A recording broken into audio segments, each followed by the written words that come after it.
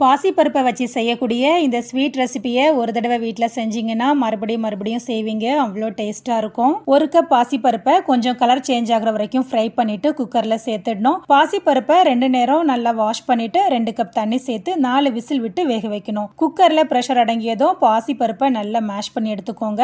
Next ஒரு பாத்திரத்தில் 3 cup வெல்லம் 1/4 கப் தண்ணி சேர்த்து பாகு காய்க்கணும்.